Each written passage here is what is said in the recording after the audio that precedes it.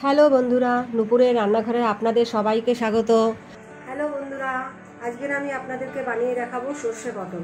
এইরকম রেসিপি আপনারা আগে কখনো খাননি, একবার বাড়িতে বানিয়ে খেয়ে দেখবেন, মুখে লেগে থাকার মতো একটা রেসিপি। চলুন দেখে নেওয়া যাক কিভাবে বানানো যায় সর্ষে পটল। তার জন্য আমার কি কি উপকরণ লাগছে আপনাদের একবার দেখিয়ে দিই। প্রথমে লাগছে পটলটাকে মানে খোসা ছাড়িয়ে এইভাবে কেটে নিয়েছি। আর লাগবে কাঁচা লঙ্কা, আর লাগবে রসুন, লাগবে সরিষা, আর লাগবে হলুদ, আর লাগবে নুন। ব্যাস এই দিয়ে আমাদের আজকে রান্না হবে সর্ষে পটল। কড়াই গরম হয়ে গেছে, ওর মধ্যে দিয়ে দিলাম সরিষার তেল। তেলটা কড়াইতে লাগিয়ে নিলাম ভালো করে চারিদিকে। এরপর ওর মধ্যে দিয়ে দেব পটলটা দিয়ে একটু নেড়ে নেব যাতে তেলটা সমস্ত পটলের গায়ে লেগে যায়।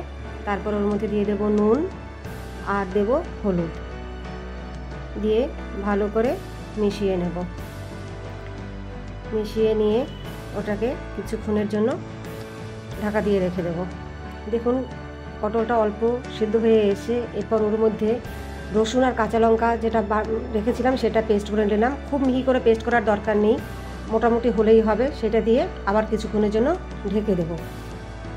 আমার রান্নাটি ভালো লাগলে লাইক, কমেন্ট, শেয়ার করতে ভুলবেন না। এইরকম নতুন নতুন রান্না দেখতে চাইলে আমার চ্যানেলটি সাবস্ক্রাইব করে দেবেন। দেখুন পটলটা সিদ্ধ হয়ে গেছে,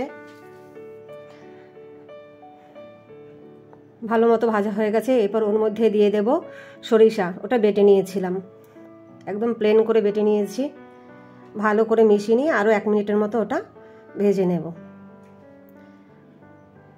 দেখুন হয়ে গেছে সর্ষে পটল, একদম রেডি। আপনারা বাড়িতে অবশ্যই বানিয়ে খাবেন এটা। আমাকে কমেন্ট করে জানাবেন কেমন হয়েছে।